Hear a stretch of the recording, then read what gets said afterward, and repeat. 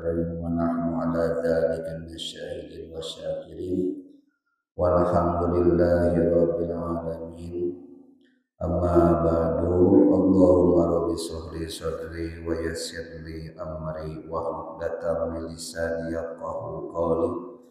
اللهم إن هذا جمعنا جمعا مرحوما وتفرقا من بعده تفرقا معصوما. اللهم نور قلوبنا بنور هدايتك كما نورت الأرض بنور شمسك abadan abada. Allahumma anfa'na bima 'allamtana wa ilma ma yanfa'una wa zidna ilman wa yaqina walhamdulillahi ala kulli hal wa na'udzu billahi min kulli halin ahlin nar. Rabbana taqabbal minna innaka antas samiul alim wa tub alaina innaka antat tawwabur rahim. Allahumma hdinas siratal mustaqim. Allahumma hdinas siratal mustaqim. Allahumma hdinas siratal mustaqim. Siratal ladzina an'amta 'alaihim minan nabiyyin was-siddiqin was-syuhada'i was-shalihin wa hasuna ulaika rafiqa. Dzalika fadlun minallah wa kafa billahi 'alima. Allahumma ya syahidan ghairu ghaibin wa ya qariban ghairu ba'idin wa ya ghaliban ghairu maghlubin ij'al min amrina ya Allah farajan wa makhraja ya sarihal mustasrihina wa ya ghaisa mustaghisina innaka ta'lamu makanana wa ta'lamu halana wa la yakhfa 'alaika syai'un fi umrina. Rabbana atina fid dunya hasanah wa fil akhirati hasanah wa qina adzabannar. Wa sallallahu ala sayyidina Muhammadin wa ala alihi wa sahbihi ajma'in. Subhanaka rabbika rabbil izzati amma yasifun wa salamun ala mursalin walhamdulillahi rabbil alamin. Wa qala al-mu'allifu al-imam An-Nawawi Muhyiddin Abi Zakaria bin Syarab rahimallahu ta'ala wa nafa'una bih wa bi barakatihi ulumi. Ghafarallahu ma syaihi wa ma syaihina syai'un lillahi lahumul Fatihah. A'udzu billahi minasy syaithanir rajim. Bismillahirrahmanirrahim. Alhamdulillahi rabbil alamin arrahmanir rahim maliki yaumiddin. Iyyaka na'budu wa iyyaka nasta'in ihdinas siratal mustaqim siratal ladzina an'amta 'alaihim ghairil maghdubi 'alaihim waladdallin. Rabbighfir lana amin. Alhamdulillah puji dan syukur kita panjatkan kepada Allah Subhanahu wa taala bahwasanya Allah telah memberikan nikmat kepada kita, nikmat kesehatan, nikmat kesempatan untuk beribadah kepada Allah. Mudah-mudahan kedua nikmat ini melekat dalam diri kita dan kita oleh Allah dimaktubkan sebagai hamba Allah yang pandai bersyukur dan dijauhkan dari hamba Allah yang abdan kafura, hamba Allah yang kufur atas nikmat-nikmat Allah. Mudah-mudahan nikmat ini dapat kita syukuri terus menerus dengan cara kita melaksanakan ibadah kepada Allah Subhanahu wa taala, dengan cara kita mengamalkan ilmu-ilmu yang telah kita dapat atau kita terima. Salawat salam semoga terlimpah curahkan kepada habibana wa nabiyana Muhammad sallallahu alaihi wasallam. Tak lupa pula para keluarganya, para sahabatnya, para tabi'ina, mudah-mudahan sampai kepada kita dan mudah-mudahan kita diaku umatnya pada yaumil qiyamah dan dimasukkan ke dalam surganya Allah Subhanahu wa taala. Amin ya Allah ya rabbal alamin. Hadirin kaum muslimin rahimakumullah. Di dalam kitab Adhkar Nawawi, sebelum kepada pokok bahasan kita Adhkar Nawawi, bahwasanya pada bulan ini kita memasuki bulan Safar yang dimana bulan Safar ini menurut sebagian para ulama adalah bulan dimana Allah menurunkan beribu-ribu macam penyakit, balahi, dan musibah. Walaupun kita sudah tahu, sudah pada mafhum bahwasanya Allah menurunkan musibah bisa di bulan mana saja. Tapi para ulama yang lebih dikenal, ulama-ulama yang dia mempunyai ma'rifatullah, ma'rifat kepada Allah Subhanahu wa taala, bahwasanya yang paling banyak itu Allah menurunkan penyakit dan balahi pada bulan Safar. Maka pada bulan Safar ini kita dianjurkan untuk berdoa kepada Allah dijauhkan dari bala dan musibah dan penyakit. Walaupun kita sudah pada mafhum dalam sebuah firman Allah, alladzina idza asabathum musibah, dan orang-orang yang beriman di mana mereka ditimpahkan oleh Allah atau diberikan musibah oleh Allah. Musibah itu baik balahi, baik penyakit. Maka orang-orang beriman dia berkata inna lillahi wa inna ilaihi raji'un, bahwa segala sesuatunya dari Allah dan akan kembali kepada Allah Subhanahu wa taala. Itu bagi orang-orang yang beriman kepada Allah. Maka Allah Subhanahu wa taala menegaskan lagi dalam Al-Qur'an, ma asaba min musibatin illa biidznillah. Tidak ada musibah dari bagian-bagian musibah yang diturunkan kepada kalian semua illa biidznillah, kecuali atas izin Allah Subhanahu wa taala. Faman yu'minu billahi, dan barang siapa yang beriman kepada Allah atas musibah yang telah diturunkan oleh Allah, maka yahdi qalbuhu, maka Allah akan memberikan petunjuk ke dalam qalbunya, ke dalam hatinya. Maka kalau seorang sudah diberikan petunjuk oleh Allah Subhanahu wa taala di dalam qalbunya, apapun yang diberikan oleh Allah, apapun yang Allah turunkan berbentuk bala, musibah dan penyakit, maka akan diterima dengan hati yang lapang. Dan mereka akan banyak sekali bersyukur kepada Allah Subhanahu wa taala. Kalau Allah Subhanahu wa taala sudah menyimpan petunjuknya ke dalam qalbu, ke dalam hati. Yang berat akan terasa ringan kalau seorang diberikan musibah oleh Allah Subhanahu wa taala sudah masuk ke dalam qalbunya. Sebagaimana di dalam hikayat-hikayat atau kisah-kisah, salah satunya adalah kisah Nabi Allah Ayub. Nabi Ayub oleh Allah berikan musibah penyakit yang dimana musibah penyakit itu pada waktu itu belum ada obatnya, dan penyakit itu adalah penyakit yang pertama kali pada zamannya. Jadi penyakit itu penyakit yang luar biasa. Di dalam tafsir Munir dijelaskan bahwa penyakit itu semacam penyakit kulit, yang penyakit kulit itu mengeluarkan nanah, dan di nanah itu mengeluarkan belatung. Seperti orang yang sudah meninggal, yang mau hancur badannya pasti akan bernanah dikerumuni belatung. Pada waktu itu belum ada penyakit seperti itu. Maka kalau yahdi qalbuhu, Allah sudah memberikan petunjuk, maka penyakit itu diterima dengan penuh rasa syukur kepada Allah. Maka semakin dia bersyukur kepada Allah, dia memperbanyak zikir kepada Allah, mengingat bahwa suatu Allah yang akan menyembuhkan dan Allah yang memberikan penyakit. Makanya dalam Al-Quran, wa man yu'minu billahi yahdi qalbahu.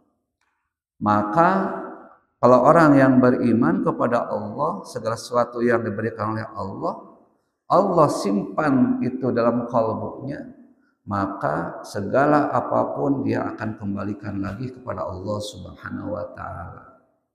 Wallahu bikulli syai'in alim. Maka Allah Subhanahu wa taala ada maha kuasa terhadap sesuatu dan Allah maha mengetahui. Allah maha mengetahui tergantung kepada niatnya seseorang.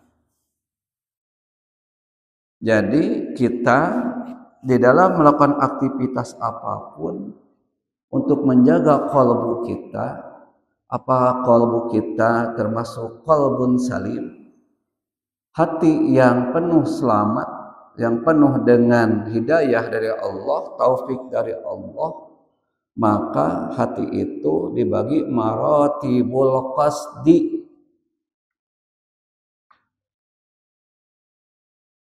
Pamaksudan jalma atau niatnya orang-orang itu dibagi kepada khamsu asya'a atau khamsatu asya'a, dibagi kepada 5 perkara.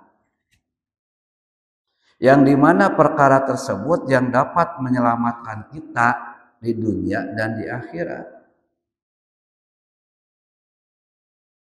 Yang pertama, karena ini termaktub atau ada kaitannya dalam Al-Quran yang sering kita baca, wa in tubdu ma fi anfusikum aw tufu yuhasibkum bihillah.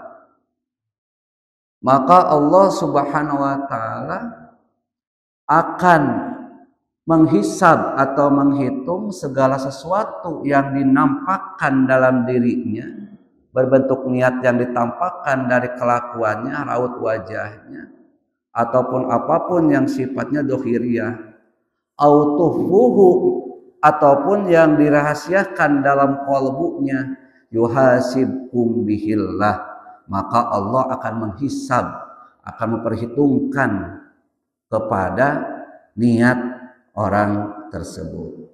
Wa yaghfiru liman yasha, dan Allah akan mengampuni kepada siapa yang Allah kehendaki. Wa yu'adzibu man yasha, dan Allah akan menyiksa kepada siapa yang Allah kehendaki. Wallahu ala kulli syai'in qadir. Apa saja bagian-bagian niat yang dimana bagian niat itu ada yang oleh Allah diampuni dan oleh Allah dicatat berdosa.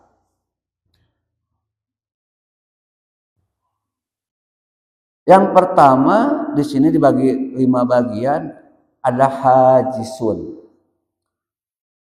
Apa tarif hajisun? Ma yalqa fin nafsi, sesuatu yang mengkelebat di dalam jiwana. Bahasa urang mah nu ngolebat dina dirina. Ngolebat di dalam dirinya. Misalkan kita tahu bahwa thalabul ilmi fardhatun ala kulli muslimin wa muslimatin. Mencari ilmu itu wajib bagi kaum muslimin laki-laki dan kaum muslimin perempuan. Wajib hukumnya. Tahu bahwa thalabul ilmi itu wajib, sekelebat di dalam pikirannya ada pengajian atau thalabul ilmi. Apakah yang seperti itu ma yalqa fin nafsi disebut niat? Bukan disebut niat. Karena karek hayang dina pikiranana. Seperti hayang ngopi. Beres ngaji teh hayang ngopi, ngolebat keur ngaji teh ngopi. Can diasupkeun niat da can aya kopina jeung can diinum. Maka dia mempunyai perbuatan baik dan perbuatan jelek hanya sokolebat. Kalau perbuatan baik oleh Allah dicatat kebaikannya. Kalau dia sokolebat dalam pemikirannya perbuatan jelek, maka Allah pun akan mengampuni. Karena di dalam masih dalam pikiran ngolebat. Yang kedua, khatirun. Ma yajulu bin nafsi, sesuatu yang berjalan di dalam jiwanya. Berjalan itu dia terus-terusan memikirkan bahwa thalabul ilmi itu wajib. Tapi cicing we di imah. Wajib tahu kewajiban seorang muslim yang akil, balik, mukallaf, berakal, balik, dan mumayyiz, bisa membedakan yang baik dan yang buruk. Di dalam dirinya berjalan thalabul ilmi wajib. Thalabul ilmi wajib, tapi teu init-init cicing kana di imah. Apakah itu disebut niat? Bukan niat. Disebut lagi khatirun. Khatirun itu karena tegah hati. Kerteg hayang ngaji tapi teu deukeun init. Nah, kalau dia berbuat baik dan berbuat buruk, Allah ampuni.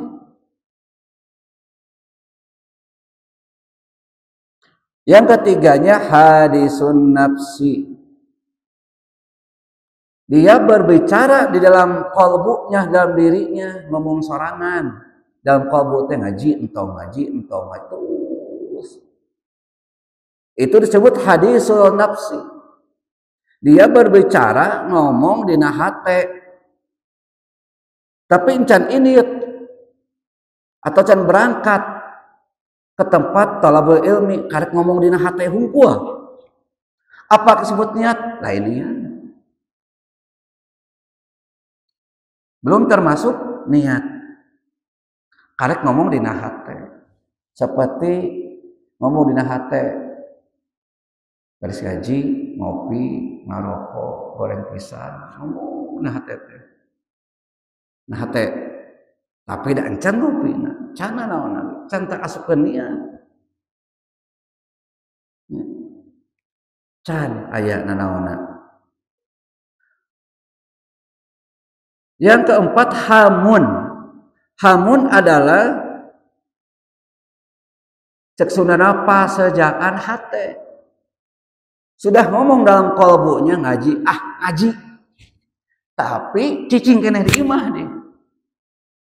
Cak init-init. Teu ngaji we. Misalkan teu ngaji. Can menang pahala. Dah can ngagiding. Can init. Maka yang keempat, yang kelima disebut azmun. Jadi azmun bahasa orang ngajam. Ngajam bulat tekad, sudah bulat tekad bahwa dia akan berangkat ngaji. Berangkat dari rumah nanti thalabul ilmi ngaji. Datang ke tempat thalabul ilmi bubar. Da loba pertima bubar. Tetap oleh Allah dicatat kebaikannya. Itu dalam kebaikan. Bagaimana kalau dia berbuat maksiat kepada Allah? Datang, hari maksiat kepada Allah tuh yang lalai terhadap perintah Allah. Dia datang ke tempat maksiat. Dia sudah hajisun. Arek ini ke tempat maksiat. Sudah khatirun, sudah hadisul qalbu, dalam hati ngomong sorangan ini. Hamun, jadi ini. Azmun, berangkat ke tempat maksiat. Pas ke tempat maksiat, bubar, beres. Tetap Allah catat keburukannya. Sesuai dengan firman Allah, wa in tubdu ma fi anfusikum aw tufu yuhasibkum. Jadi azmun ini dicatat oleh Allah. Kalau yang empat itu tertahsis atau dimuhsis dalam sebuah hadis. Innallaha tajawaz min ummati malam yatakallam au ya'ma. Dalam sebuah hadis, sesungguhnya Allah SWT akan mengampuni min ummati, dari sebagian umatku, kata Rasulullah SAW, malam yatakallam, sesuatu yang belum dia ucapkan, au ya'ma, dan belum dia kerjakan. Jadi sesuatu yang belum dia katakan ke orang lain, katina hate, belum dia katakan, au ya'ma, dan belum dia kerjakan, maka tajawaz, Allah mengampuni orang tersebut walaupun dia akan berbuat maksiat kepada Allah karena dia belum ajmun, belum berangkat. Seperti orang yang taruhlah datang ke kebun abang, niat nate arek ngalagedang teu bebeja ieu walaupun wauh jeung abang rek ngalagedang, pas diniat gedang teh dipauk nama di Allah sok dikarungan wae datang ke kebun gedang teh geus anu ngalah kapiheulaan tetap dosa walaupun eta gedangna can ka Allah. Kudu cepat-cepat istaghfiru robbakum, maka beristighfarlah kepada Allah. Jadi ame terugi, maka Allah mengampuni. Langsung beristighfar. Gasab, orang kan sok sering gasab, memakai barang orang lain teu bebeja, minang ada teh. Tetep dosa dan mesti pigawe. Dia akan oleh Allah diampuni dosanya itu sesudah dia meminta maaf kepada orang yang telah digasab.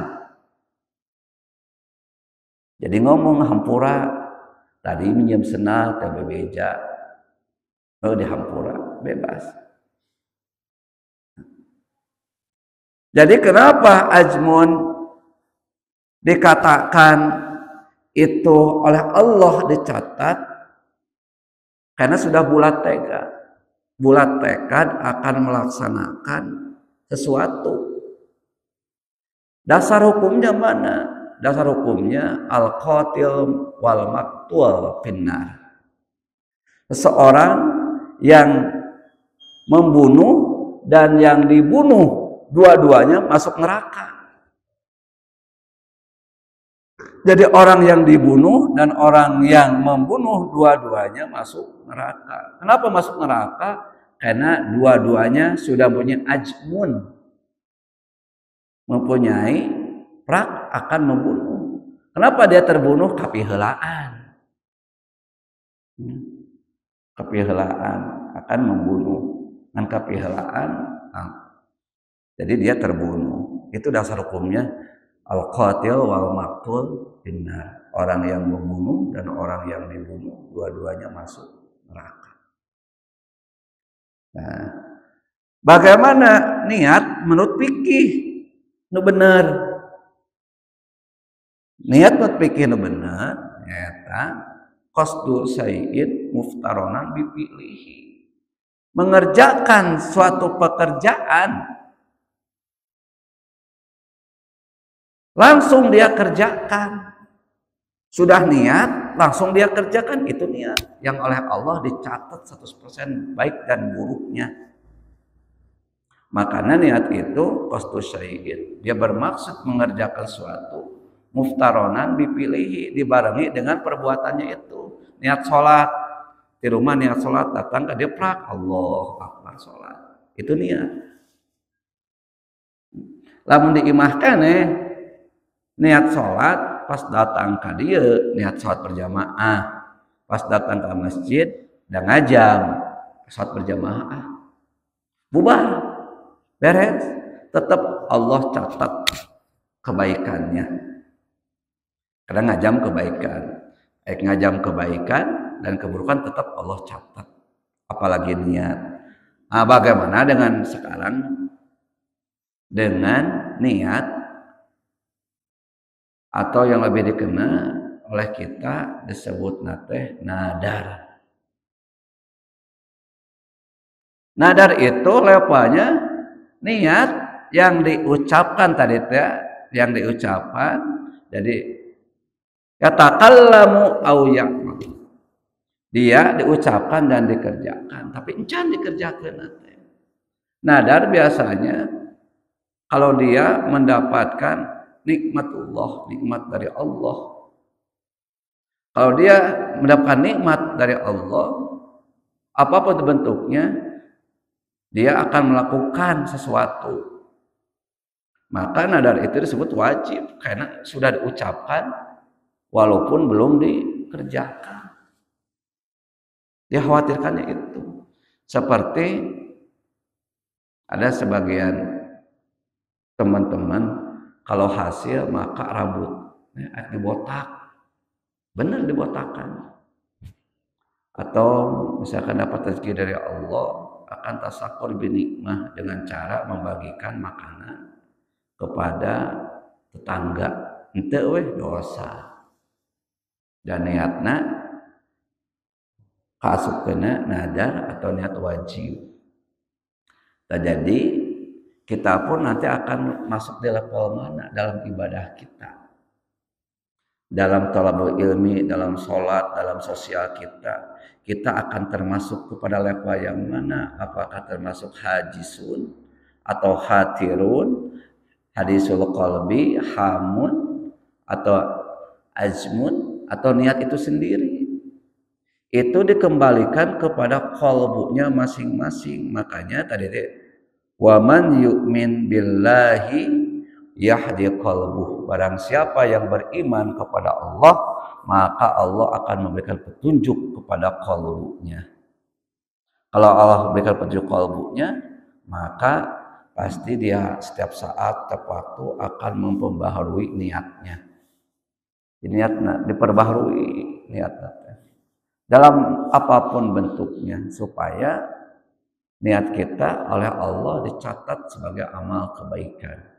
Kalau sebagai amal kebaikan, kita pun sudah pada mafhum Allah akan mencatat mulai dari 1 sampai 7 kali, sampai 70, sampai 700 kali lipat kebaikan oleh Allah.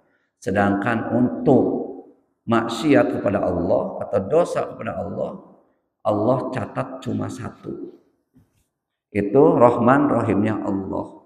Yang 1 pun bisa dilebur, bisa diampuni oleh Allah kalau kita langsung istighfaru rabbakum, kita beristighfar kepada Allah. Innahu kana ghafara, maka sesungguhnya Allah Maha Pemberi Pengampun. Jadi jelas yaghfiru liman yasha wa yu'adzibu man yasha. Nah, di bulan ini, maka di bulan Rajab, di bulan Safar ini tergantung niat kita. Kita yakin, terus kita ikhtiar sekemampuan kita. Salah satu ikhtiar supaya kita dijauhkan dari penyakit yang oleh Allah diturunkan oleh para malaikatnya. Ikhtiarnya salah satunya setiap makanan, setiap wadah yang wadah itu sering dipakai untuk masak dan makan oleh kita, maka tempat tersebut ditutup. Itu mah ikhtiar kita. Walaupun musibah datangnya dari Allah.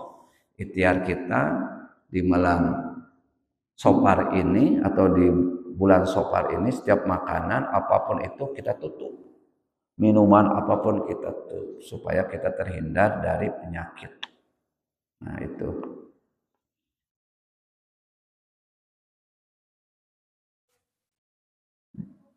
Bab ma yaqulu ala wudu'ih. Bab apa yang harus diucapkan ketika kita wudu. Nah, jadi wudu pun nanti ada mana termasuk najam, mana niat wudu. Maka salah satu yang dianjurkan yustahabbu ayyakuna fi aulihi, disunatkan di awal wudu mengucapkan bismillahirrahmanirrahim.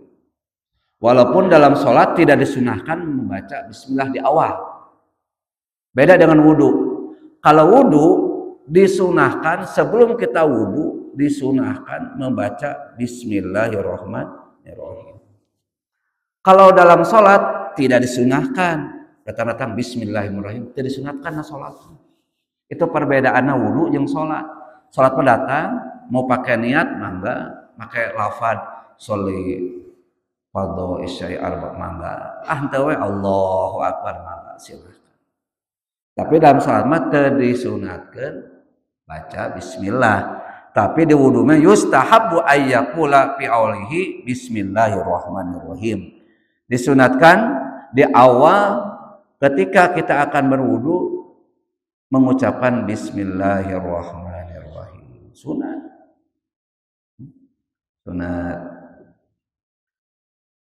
Atau paling sedikit wa in qala bismillah kafa cukup. Sebelum wudu bismillah. Nah, boleh. Fa inna tarku tasmiyah fi awal wudu atabiha fi imami. Maka di mana-mana dia lupa meninggalkan tasmiyah. Tasmiyah itu bacaan bismillahirrahmanirrahim atau bismillah fi awalil wudu, di dalam awal wudu. Maka sebagian ulama mengatakan tarkaha amdan au sahwan, dia meninggalkan tasmiyah itu disengaja ataupun tidak disengaja. Maka hada madhabana, maka dalam madhab kami atau madhab Asy-Syafi'iyah, karena kitab Al-Adhkar Nawawi salah satu karangan imam atau pengarang yang bermadhab Imam Syafi'i atau Syafi'iyah, yang jumhur ulama, maka ada yang mengatakan batal atau sah wudunya. Walaupun wajah fit tasmiyah ahadits dhaifah. Adapun di dalam hadisnya, di dalam membaca bismillah atau hadisnya dhaif. Tapi hadis dhaif untuk ibadah dianjurkan. Untuk ibadah dianjurkan walaupun hadisnya dhaif. Asal jangan maudhu.